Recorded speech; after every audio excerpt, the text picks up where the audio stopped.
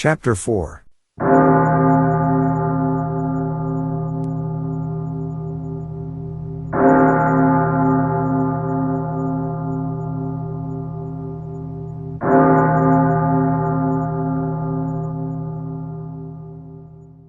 On Wednesday, June 25, 1919, after a proper notification of Carrington Harris which did not include surmises as to what we expected to find, my uncle and I conveyed to the Shunned House 2 camp chairs and a folding camp cot, together with some scientific mechanism of greater weight and intricacy. These we placed in the cellar during the day, screening the windows with paper and planning to return in the evening for our first vigil. We had locked the door from the cellar to the ground floor, and having a key to the outside cellar door, we were prepared to leave our expensive and delicate apparatus, which we had obtained secretly and at great cost, as many days as our vigils might need to be protracted.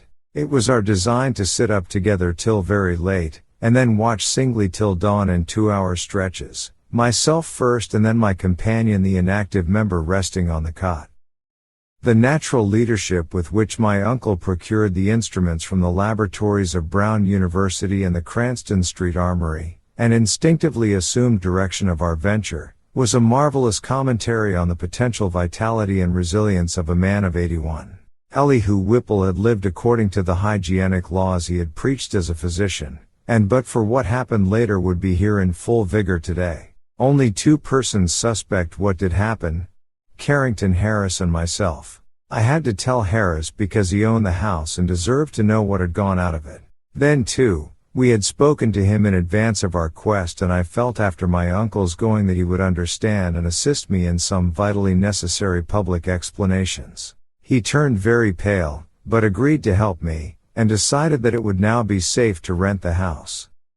To declare that we were not nervous on that rainy night of watching would be an exaggeration both gross and ridiculous. We were not, as I have said, in any sense childishly superstitious, but scientific study and reflection had taught us that the known universe of 3 dimensions embraces the merest fraction of the whole cosmos of substance and energy. In this case, an overwhelming preponderance of evidence from numerous authentic sources pointed to the tenacious existence of certain forces of great power and, so far as the human point of view is concerned, exceptional malignancy. To say that we actually believed in vampires or werewolves would be a carelessly inclusive statement.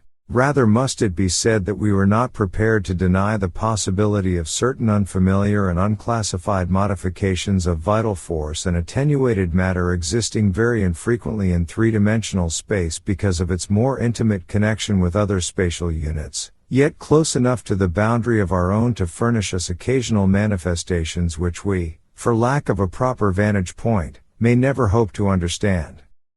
In short, it seemed to my uncle and me that an incontrovertible array of facts pointed to some lingering influence in the Shunned House traceable to one or another of the ill-favored French settlers of 2 centuries before, and still operative through rare and unknown laws of atomic and electronic motion. That the family of Roulet had possessed an abnormal affinity for outer circles of entity, dark spheres which for normal folk hold only repulsion and terror, their recorded history seemed to prove. Had not, then, the riots of those bygone 1730s set moving certain kinetic patterns in the morbid brain of one or more of them, notably the sinister Paul Roulet, which obscurely survived the bodies murdered and buried by the mob, and continued to function in some multiple dimension space along the original lines of force determined by a frantic hatred of the encroaching community.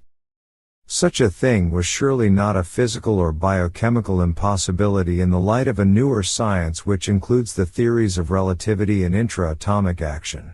One might easily imagine an alien nucleus of substance or energy, formless or otherwise, kept alive by imperceptible or immaterial subtractions from the life force or bodily tissues and fluids of other and more palpably living things into which it penetrates and with whose fabric it sometimes completely merges itself.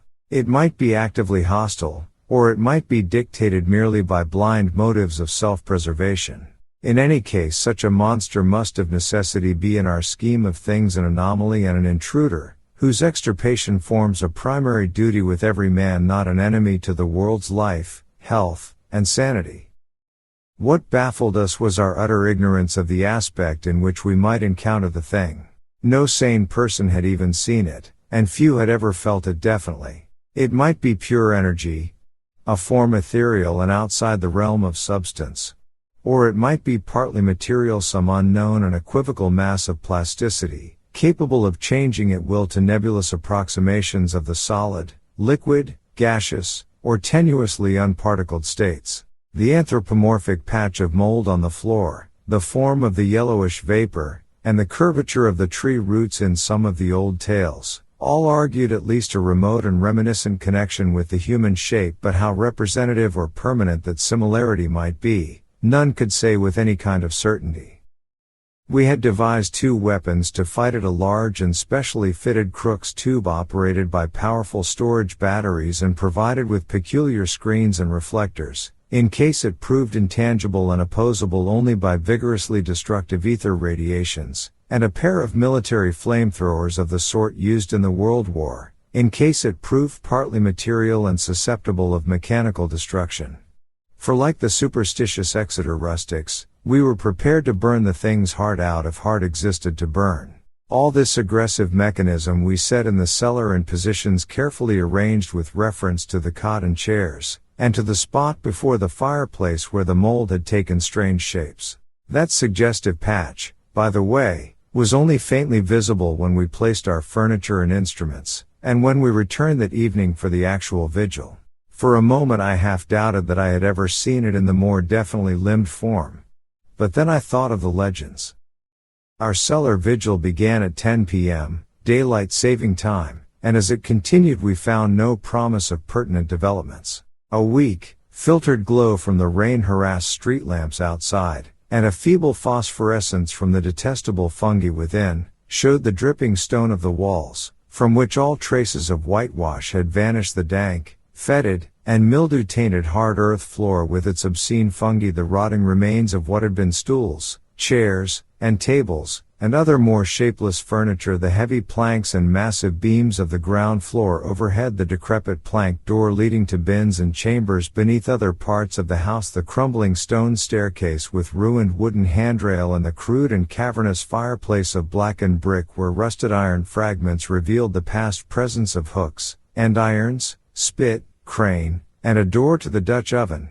These things, and our austere cot and camp chairs, and the heavy and intricate destructive machinery we had brought.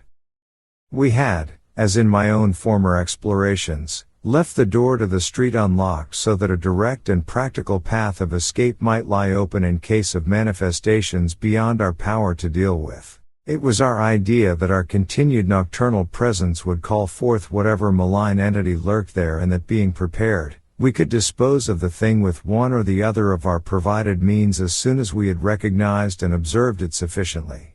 How long it might require to evoke and extinguish the thing, we had no notion. It occurred to us, too, that our venture was far from safe, for in what strength the thing might appear no one could tell. But we deemed the game worth the hazard, and embarked on it alone and unhesitatingly conscious that the seeking of outside aid would only expose us to ridicule and perhaps defeat our entire purpose. Such was our frame of mind as we talked, far into the night, till my uncle's growing drowsiness made me remind him to lie down for his 2-hour sleep. Something like fear chilled me as I sat there in the small hours alone. I say alone, for one who sits by a sleeper is indeed alone, perhaps more alone than he can realize. My uncle breathed heavily, his deep inhalations and exhalations accompanied by the rain outside, and punctuated by another nerve-wracking sound of distant dripping water within. For the house was repulsively damp even in dry weather, and in this storm positively swamp-like. I studied the loose, antique masonry of the walls and the fungus light and the feeble rays which stole in from the street through the screened windows, and once, when the noisome atmosphere of the place seemed about to sicken me, I opened the door and looked up and down the street, feasting my eyes on familiar sights and my nostrils on the wholesome air. Still nothing occurred to reward my watching, and I yawned repeatedly, fatigue getting the better of apprehension. Then the stirring of my uncle in his sleep attracted my notice. He had turned restlessly on the cot several times during the latter half of the first hour, but now he was breathing with unusual irregularity, occasionally heaving a sigh which held more than a few of the qualities of a choking moan. I turned my electric flashlight on him and found his face averted, so rising and crossing to the other side of the cot, I again flashed the light to see if he seemed in any pain. What I saw unnerved me most surprisingly, considering its relative triviality. It must have been merely the association of any odd circumstance with the sinister nature of our location and mission, for surely the circumstance was not in itself frightful or unnatural. It was merely that my uncle's facial expression, disturbed no doubt by the strange dreams which our situation prompted, betrayed considerable agitation, and seemed not at all characteristic of him. His habitual expression was one of kindly and well-bred calm, whereas now a variety of emotions seemed struggling within him. I think, on the whole, that it was this variety which chiefly disturbed me. My uncle, as he gasped and tossed in increasing perturbation and with eyes that had now started open, seemed not one but many men, and suggested a curious quality of alienage from himself. All at once he commenced to mutter, and I did not like the look of his mouth and teeth as he spoke. The words were at first indistinguishable, and then, with a tremendous start, I recognized something about them which filled me with icy fear till I recalled the breadth of my uncle's education and the interminable translations he had made from anthropological and antiquarian articles in the Revue du Monde. For the venerable Elihu Whipple was muttering in French, and the few phrases I could distinguish seemed connected with the darkest myths he had ever adapted from the famous Paris magazine. Suddenly a perspiration broke out on the sleeper's forehead, and he leapt abruptly up, half awake. The jumble of French changed to a cry in English, and the hoarse voice shouted excitedly, "My breath, my breath." Then the awakening became complete, and with a subsidence of facial expression to the normal state my uncle seized my hand and began to relate a dream whose nucleus of significance I could only surmise with a kind of awe. He had, he said, floated off from a very ordinary series of dream pictures into a scene whose strangeness was related to nothing he had ever read. It was of this world, and yet not of it. A shadowy geometrical confusion in which could be seen elements of familiar things in most unfamiliar and perturbing combinations. There was a suggestion of queerly disordered pictures superimposed one upon another, an arrangement in which the essentials of time as well as of space seemed dissolved and mixed in the most illogical fashion. In this kaleidoscopic vortex of phantasmal images were occasional snapshots, if one might use the term, of singular clearness but unaccountable heterogeneity. Once my uncle thought he lay in a carelessly dug open pit, with a crowd of angry faces framed by straggling locks and three-cornered hats frowning down on him. Again he seemed to be in the interior of a house. An old house, apparently, but the details and inhabitants were constantly changing, and he could never be certain of the faces or the furniture, or even of the room itself, since doors and windows seemed in just as great a state of flux as the more presumably mobile objects. It was queer. Damnably queer. And my uncle spoke almost sheepishly, as if half expecting not to be believed, when he declared that of the strange faces many had unmistakably borne the features of the Harris family. And all the while there was a personal sensation of choking, as if some pervasive presence had spread itself through his body and sought to possess itself of his vital processes. I shuddered at the thought of those vital processes, worn as they were by 81 years of continuous functioning, in conflict with unknown forces of which the youngest and strongest system might well be afraid, but in another moment reflected that dreams are only dreams, and that these uncomfortable visions could be, at most, no more than my uncle's reaction to the investigations and expectations which had lately filled our minds to the exclusion of all else. Conversation, also, soon tended to dispel my sense of strangeness, and in time I yielded to my yawns and took my turn at slumber. My uncle seemed now very wakeful, and welcomed his period of watching even though the nightmare had aroused him far ahead of his allotted 2 hours. Sleep seized me quickly, and I was at once haunted with dreams of the most disturbing kind. I felt, in my visions, a cosmic and abysmal loneness with hostility surging from all sides upon some prison where I lay confined. I seemed bound and gagged, and taunted by the echoing yells of distant multitudes who thirsted for my blood. My uncle's face came to me with less pleasant associations than in waking hours, and I recall many futile struggles and attempts to scream. It was not a pleasant sleep, and for a second I was not sorry for the echoing shriek which clove through the barriers of dream and flung me to a sharp and startled awakeness in which every actual object before my eyes stood out with more than natural clearness and reality.